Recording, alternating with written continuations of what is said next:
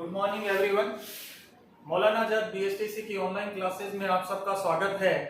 आज का जो हमारा टॉपिक है वो है प्रायिकता, जिसे हम कहते हैं प्रोबेबिलिटी। सबसे पहले हम जानते हैं कि प्रोबेबिलिटी होता क्या है।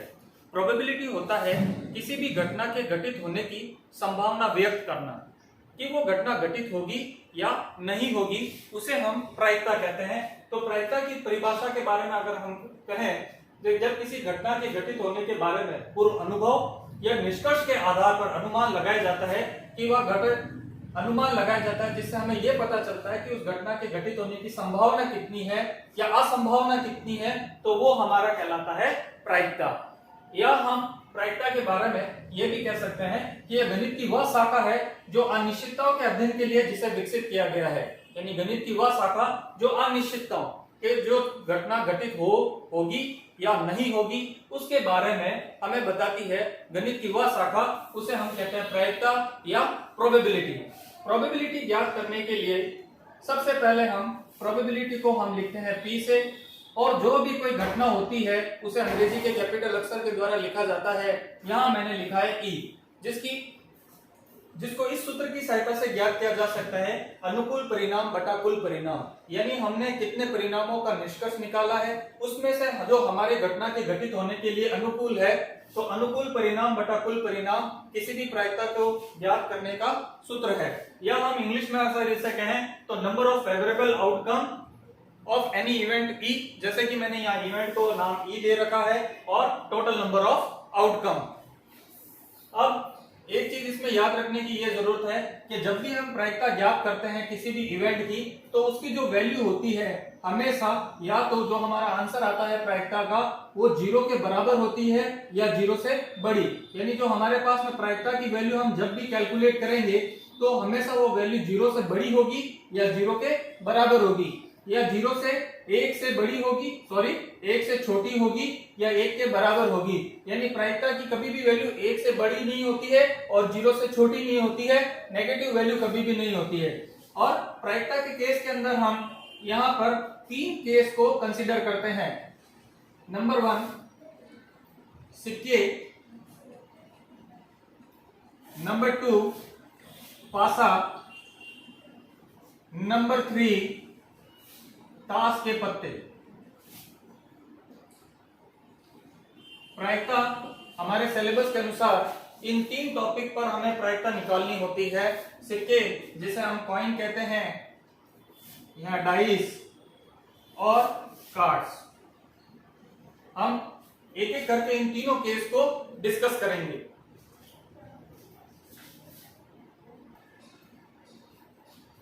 अब बात करते हैं हम सिक्कों की। हमें पता है, जब हम पहले मैं बता देता हूं आपको कि चाहे हमें सिक्के दे रखे हो, पासे दे रखे हो, तो हम इस सूत्र की सहायता से इनके कुल परिणाम कैसे निकालते हैं। तो जब मैं बात करता हूं सिक्कों में जब हम कभी भी एक सिक्के को जब उछालते हैं,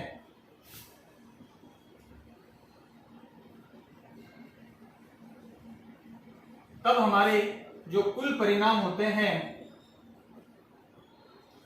वो 2 होते हैं। वो परिणाम होते हैं या तो सिक्का उछालने पर हेड आएगा या टेल आएगा, या तो चित आएगा या पट आएगा। इसी तरह अगर हमें 2 सिक्के दे दिए जाए कि 2 सिक्कों को उछालने पर कुल परिणाम कितने आएंगे, तो वो हमारे होंगे 4। या तो दोनों सिक्कों में हेड आके गिरेगा, जब हम 2 सिक्के उछालेंगे तो दोनों सिक्कों में या तो हेड आएगा या दोनों सिक्कों में टेल आएगा, या एक सिक्के में हेड आएगा, दूसरे सिक्के में टेल आएगा, या पहले वाले सिक्के में टेल आएगा तो दूसरे वाले सिक्के के अंदर हेड आएगा।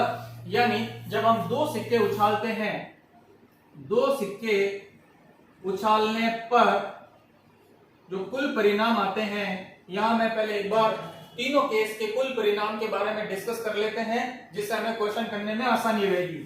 जब हम 2 सिक्के उछालते हैं तो कुल परिणाम आएंगे 4। जब हम 2 सिक्के एक साथ उछालते हैं तो या तो दोनों में हेड आके गिरेगा, या दोनों में टेल आएगा, या पहले में हेड आएगा तो दूसरे सिक्के में टेल आएगा, या पहले सिक्के में टेल आएगा तो दूसरे सिक्के में हेड आएगा। यानी कुल मिलाकर हमें जो 2 सिक्कों को उछालने पर जो कुल परिणाम होते हैं वो इन 4 के अलावा कोई दूसरा परिणाम नहीं होता है।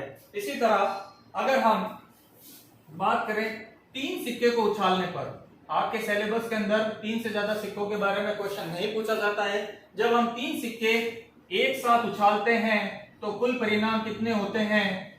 तो कुल परिणाम होते हैं 3 सिक्के एक साथ उछालने पर कुल परिणाम जो होते हैं वो होते हैं 8। इसके बाद मैं आपको एक तरीका भी बताऊंगा जिसकी सहायता से आप चाहे कितने भी सिक्के दे रखे हो कुल परिणाम आप आसानी से निकाल सकते हो।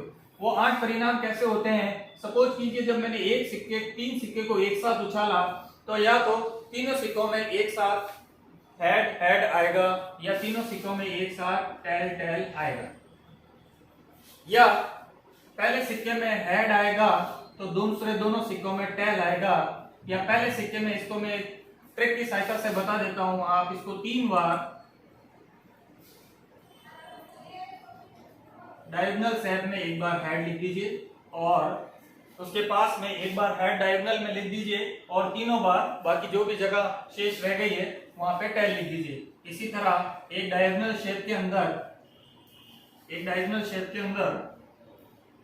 अगले परिणाम यहां लिख रहा हूं मैं 1 2 3 4 5 6 7 8। एक डायगोनल शेप के अंदर आप टेल लिख दीजिए, टेल, ये 2 स्पेस फ्री कर दीजिए, टेल, ये 2 स्पेस फ्री कर दीजिए, टेल, ये दोनों स्पेस फ्री कर दीजिए, यहां पे आप हेड लिख दीजिए। एग्जाम में जब भी आएगा क्वेश्चन कि 3 सिक्कों को एक साथ उछाला जाता है तो आपको ये 8 परिणाम लिखने होंगे।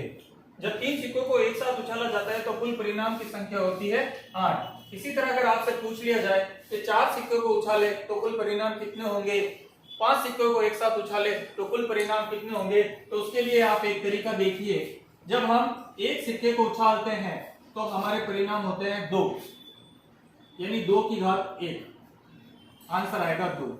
जब हम 2 सिक्कों को उछालते हैं तो हमारे पास में कुल परिणाम होते हैं 4, यानी एक सिक्के को जब उछाला तो 2 परिणाम आते हैं तो घात आप 2 लगा दीजिए थे, 2 की घात 2 कितना होता है 4। इसी तरह अगर आप 3 सिक्के उछालोगे तो आपको 2 की घात सिर्फ 3 करना है, कुल परिणाम कितने हो जाएंगे 8। अगर आपसे कोई पूछे 5 सिक्के को एक साथ उछाले तो कुल परिणाम कितने होंगे, तो आपको 2 की घात 5 लिखना है जो कि कितना हो जाएगा 32। 4 सिक्कों का अगर कोई पूछे सपोज तो हो जाएगा 2 की घात 4, वो हो जाएगा 16। अब आपको पता चल गया होगा कि हम कुल परिणाम कैसे निकाले। एक सिक्के को उछालने पर कुल परिणाम 2, 2 को उछालने पर 4, 3 को उछालने पर 8, 4 को उछालने पर 16, और ये निकालने का एक तरीका आपको बता दिया है। आपको कुछ भी नहीं करना है। अगर आपसे पूछा जाए कि 10 सिक्के को एक साथ उछालने पर कुल परिणाम कितने होंगे तो वो होगा 2 की घात 10। ठीक है, यहाँ तक आपको सबको समझ में आ गया होगा। ये है हमारा कुल परिणाम निकालने का तरीका। एक सिक्के को उछालने पर कुल परिणाम 2 आते हैं, चिट या पट, हेड या टेल। 2 सिक्के को उछालने पर एग्जाम में आपको 3 सिक्कों से ज्यादा नहीं पूछा जाता है, तो 3 सिक्कों को उछालने पर हमारे 2 सिक्कों को उछालने पर कुल परिणाम हमारे पास में 4 आते हैं।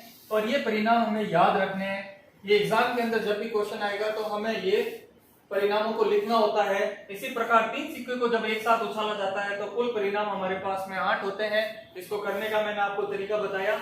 3 सिक्के जब एक साथ उछाले तो तीनों के तीनों या तो हेड आएगा या टेल आएगा, या आप डायगोनल शेप के अंदर एक बार हेड लिख दीजिए, एक बार डायगोनल शेप के अंदर टेल लिख दीजिए। फिर जो जगह स्पेस रह गया है वहां पर अगर हेड लिखा है तो टेल लिख दीजिए। ये आपके कुल 8 परिणाम होते हैं। अब हम बात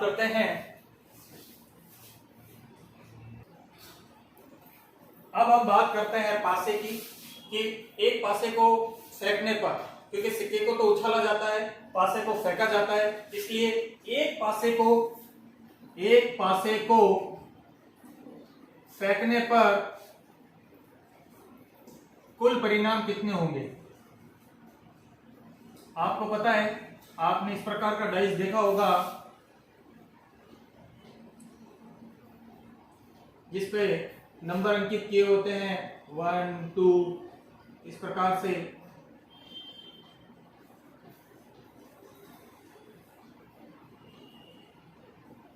इस प्रकार का डाइस आपने देखा होगा। जब हम डाइस को फेंकते हैं, जब एक डाइस को आप फेंकोगे तो कुल परिणाम कितने आएंगे? या तो डाइस को फेंकने पर 1 आता है, या 2 आ सकता है, या 3 आ सकता है, 4, 5 या 6।